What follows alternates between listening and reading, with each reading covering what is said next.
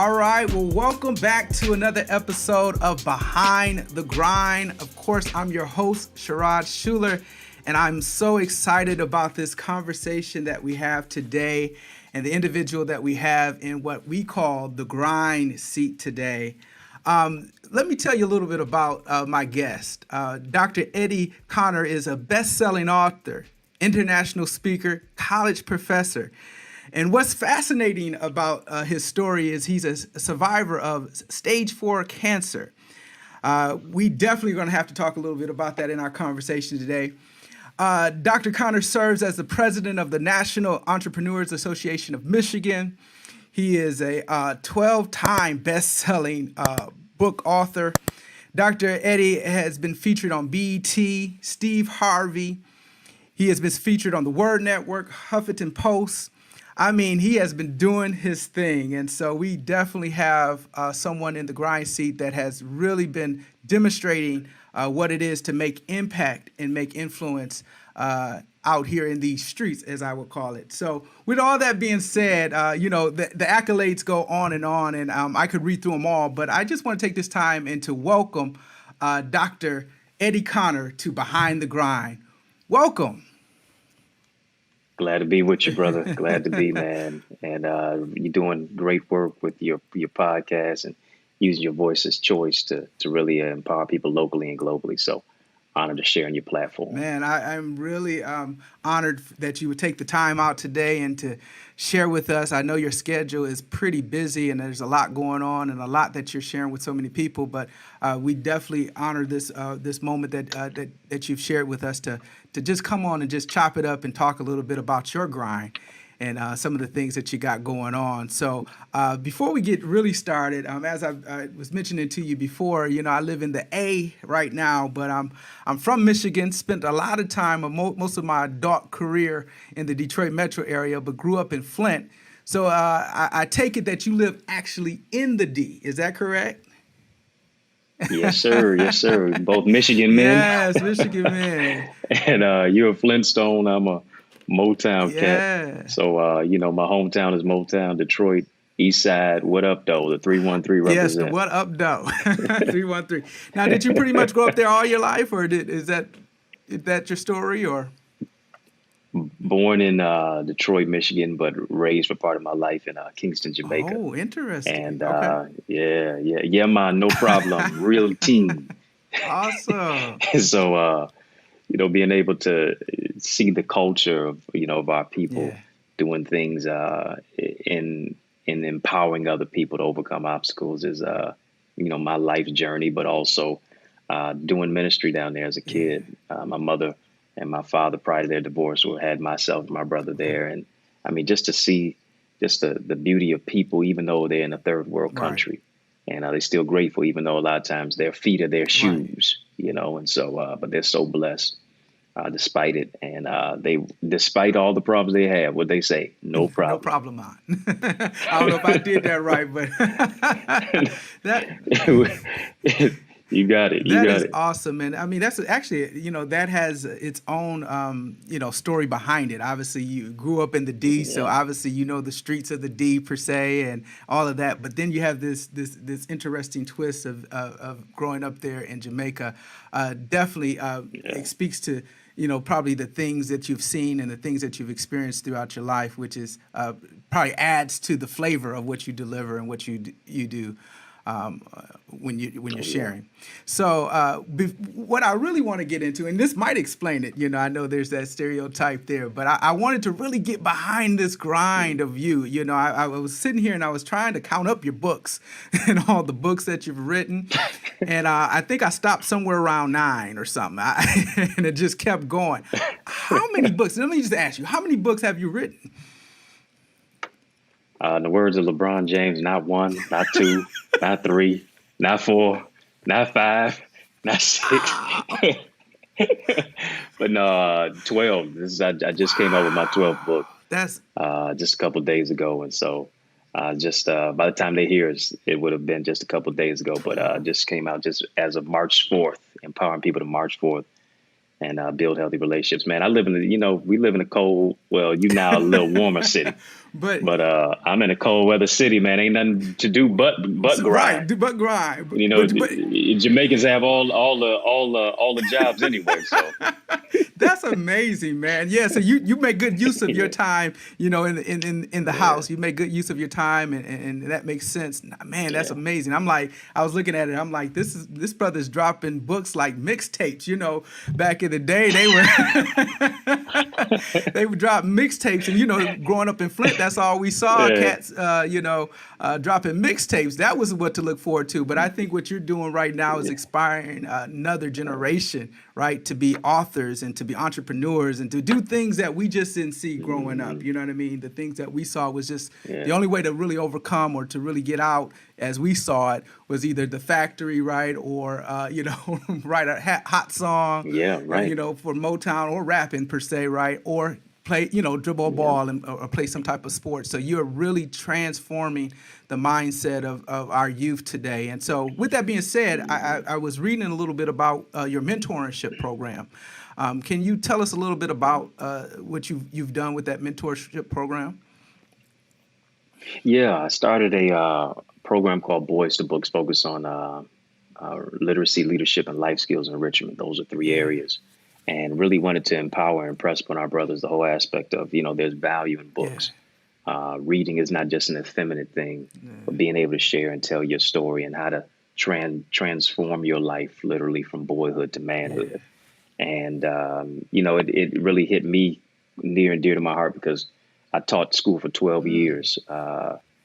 Some people say 12 years a slave, but taught school for 12 years on the high school okay, sector and then went to the collegiate sector. okay. And oftentimes when I would see a brother open up a book, his eyes would Yeah. close. And so being it, you know what I'm saying? Let brothers get the best naps at that Yeah. time.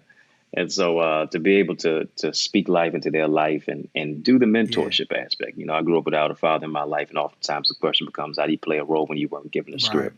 How do you become a man if you don't see one, much less interact with Hmm. one?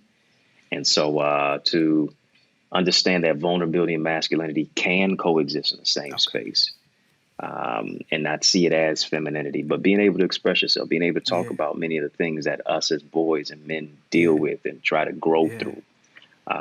Did some work on the congressional side, worked with former Congressman Hanson Clark during the President Obama Yeah. administration. We were able to pass a resolution, HRES Wow. 721, focus on bolstering literacy among Black and Brown boys in America, Yeah. and coupled that with which became the impetus for President Obama's My Brother's Keeper initiative.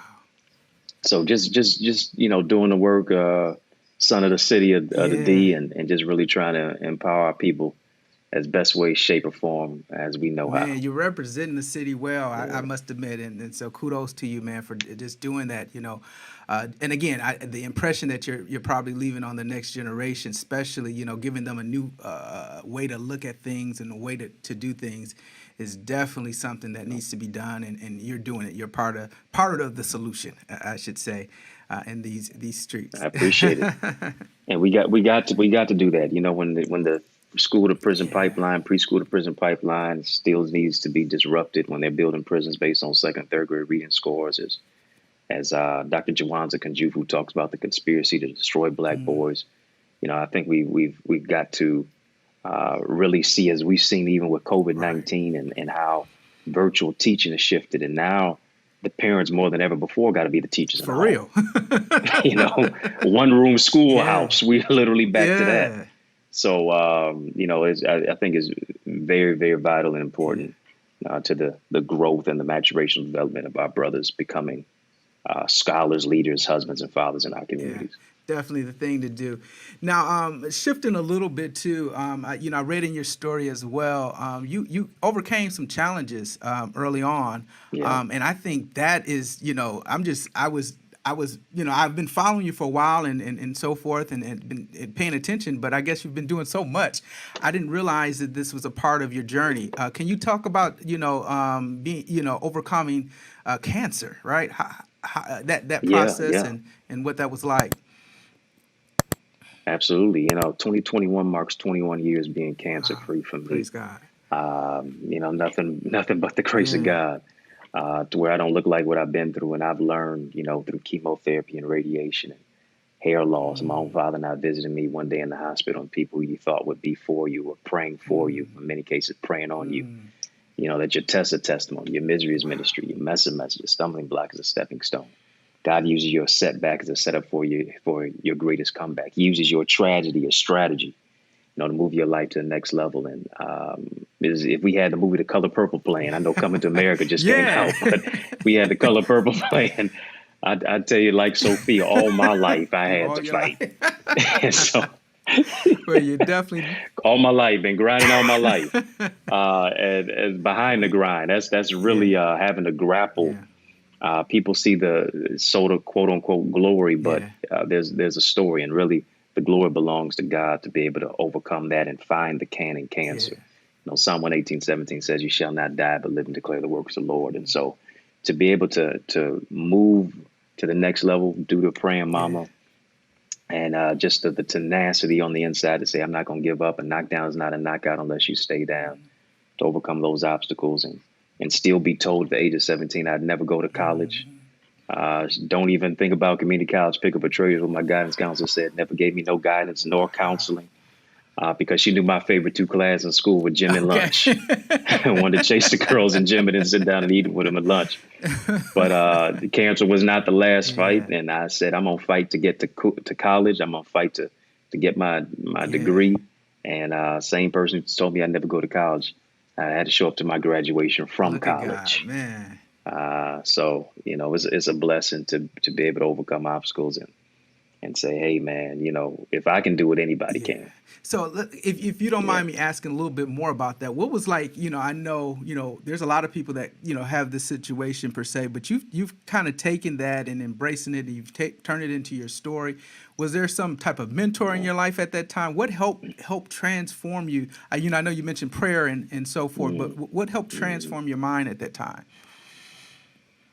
Yeah, my mother did as best as she possibly could for me. She was coming home during her lunch break after teaching, Mm-hmm. during as a special ed Mm. teacher, and helping me and say, hey, you're gonna take off the pity party Okay. hat and keep on Okay. moving and overcome obstacles. But my grandfather, God rest his soul, told me, a knockdown is not a knockout unless you stay down. He also told me, um, you don't have to tell anybody how good you are. If you're good at what you do, they'll tell God, you. that's good. And certain guardian angels were sent into my life. I remember I had a homebound teacher.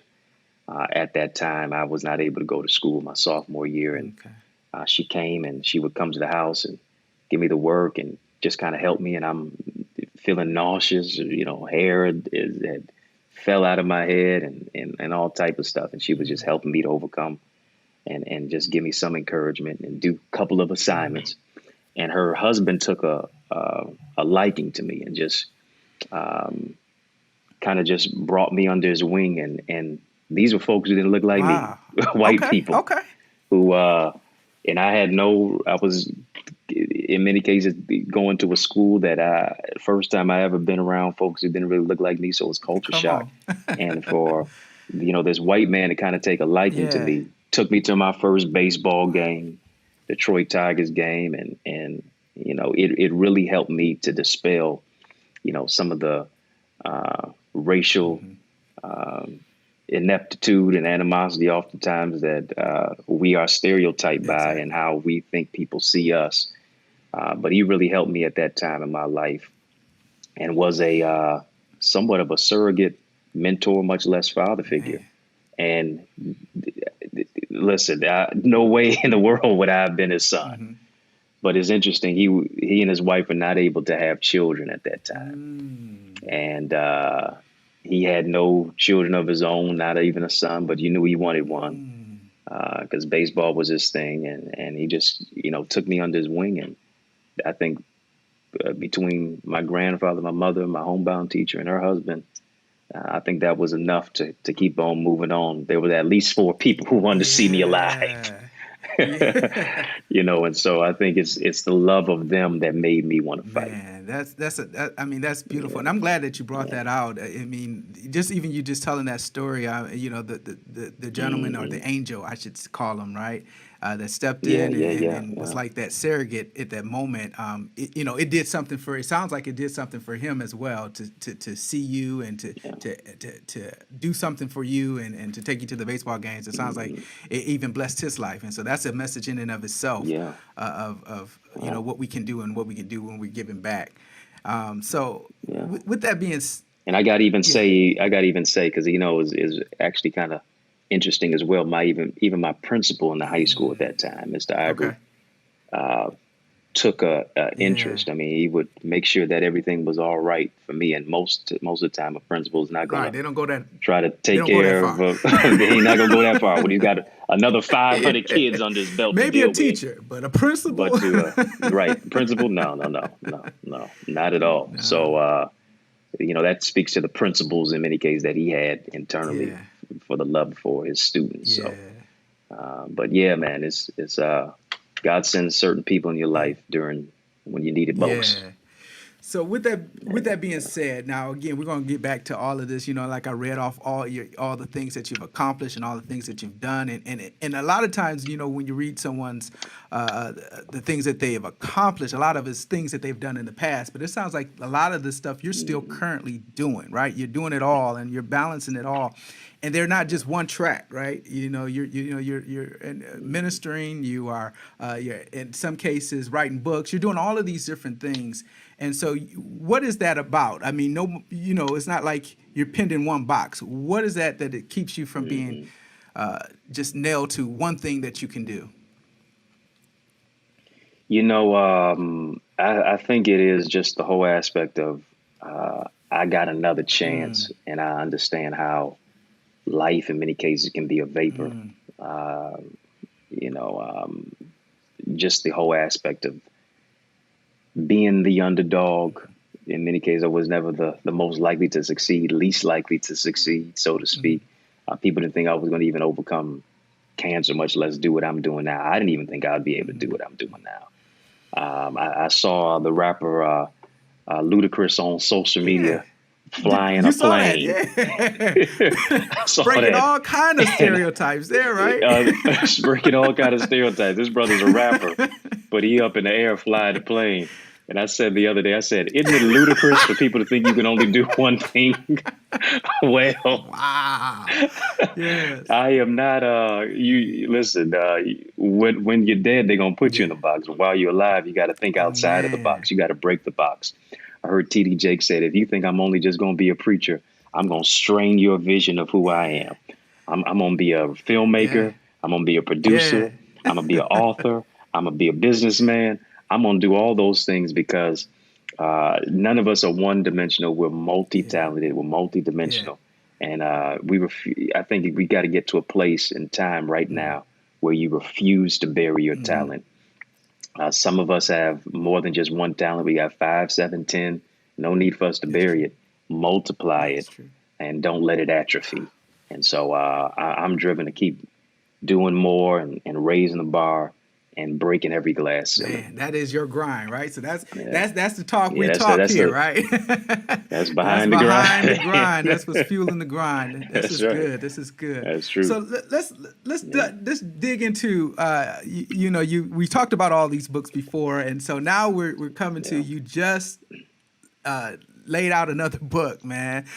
Just like that, right? You Yeah. just Yeah. put out another book. Let's hear about this book. And, of course, I got some questions, but let's hear a little bit about Yeah. this new book that you just launched. Was it yesterday or 2 days ago? Or Yeah. Just dropped yesterday, March the nice. 4th. So it's just a newborn Yeah. baby, and Yeah.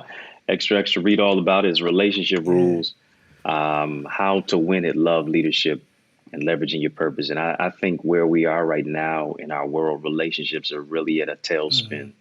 Hmm. It's really tough while we're in a pandemic, but even trying to find your Oh, purpose yeah. partner in it, and then also trying to build healthy relationships, but also purposeful Yeah. partnerships. And goes beyond just the romantic companionship So aspect. let This me is with your let me coworkers. clarify that. Yeah, because sometimes when you just hear that Yeah, word relationships, our mind just goes right to yeah, the husband wife type of thing. So is this book yeah. helping beyond just the marriage, or is it? Oh yeah, yeah. yes, it goes beyond Okay. just that. It's just the whole aspect of just Yeah. coexisting with each other. And I think, as I write in the book, relationships really is the most important issue, what we're dealing with right now in society, whether it's voting, whether it's dating, whether it's working, Mm, whether that's being married or marrying someone.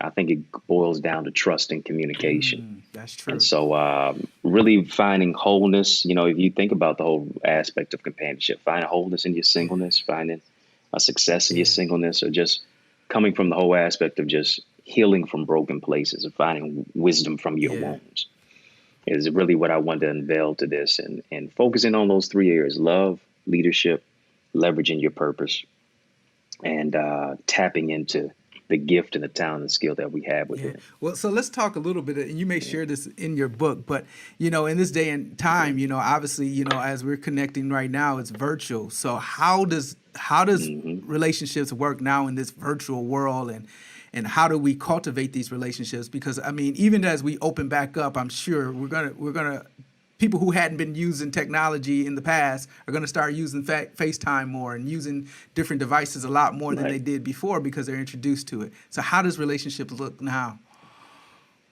or going forward? Yeah, I think right. Yeah, I think relationships are.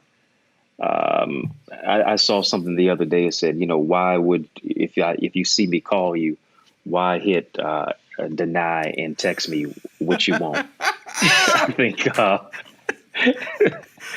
think COVID-19 has further paralyzed relationships to a certain degree, to where a lot of people don't want to be on the phone. They Yeah. just want to text. They just want to send You could have emojis. sent that in a text, is how people think. You could have said right.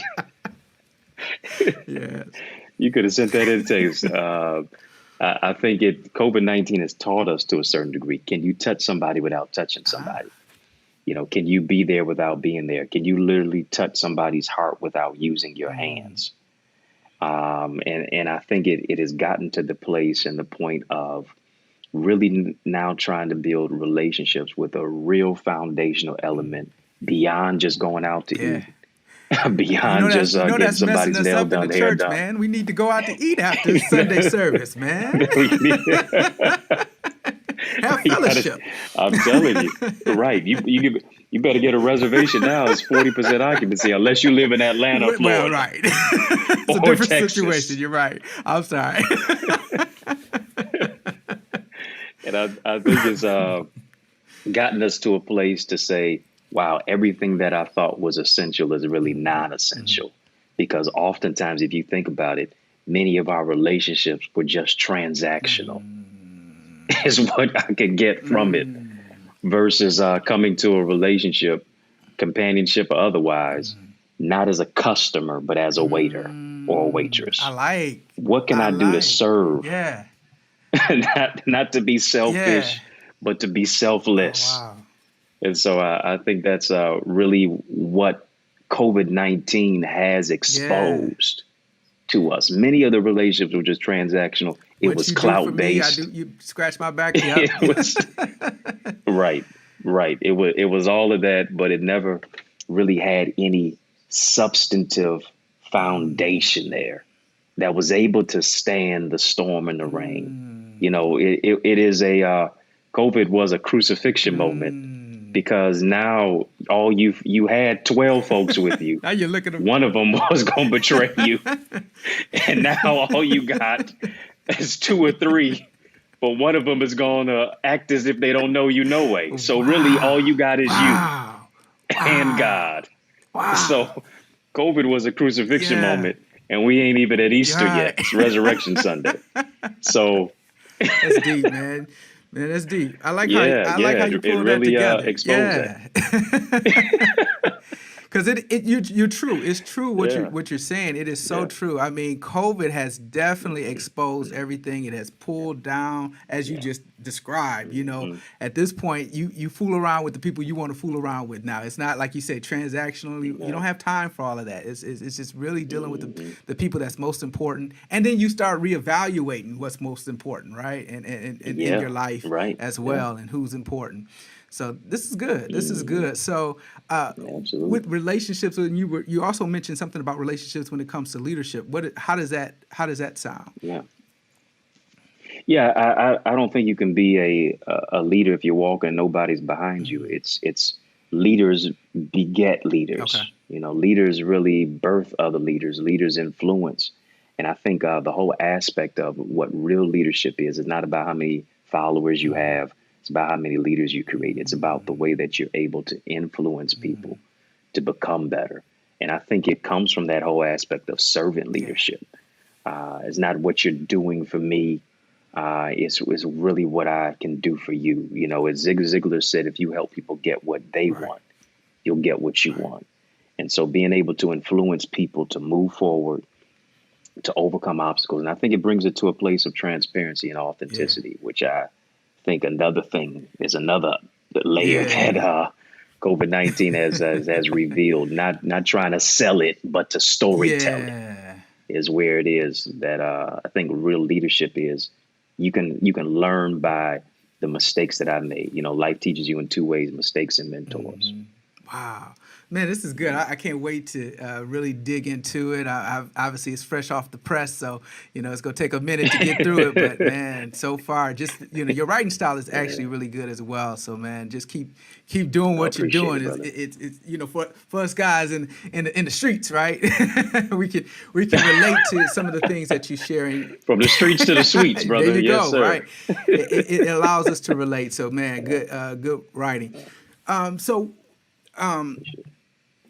as we dig into the church, I mentioned that I wanted to talk about how Yeah. things are going to go with the church, and I know you don't have a crystal ball, and nobody's asking you to, but as things are shifting and things are changing, where do you see the church headed to?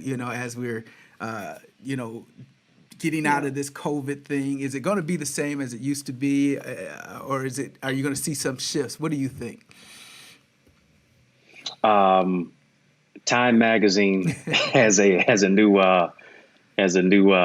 edition out, and it said life will not be what we were used Okay. to. Basically, normal is not behind us, normal is ahead of Okay. us.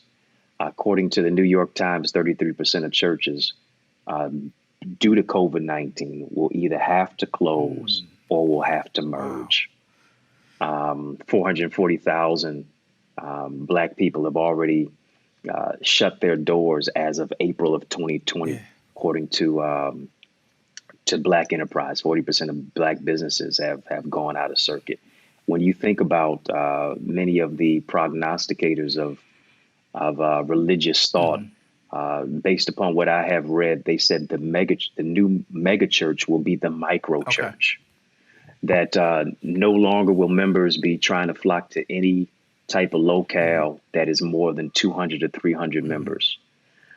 So literally, the Potter's house Wow. has now been back to the house, right? You think about Acts chapter 20, and it's interesting. We went through this in 2020. Yeah.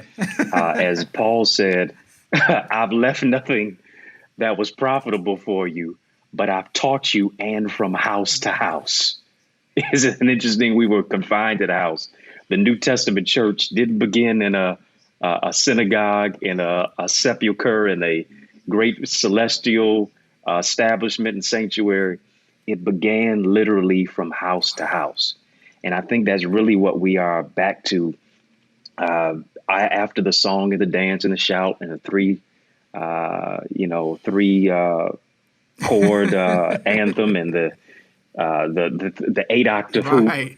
and spin around three Yeah. times and high five your neighbor. I think we're back to a whole aspect of where is the authenticity of the word. Notice this: the most celebrated person now outside of the preacher in the church is not the organist, is not the choir.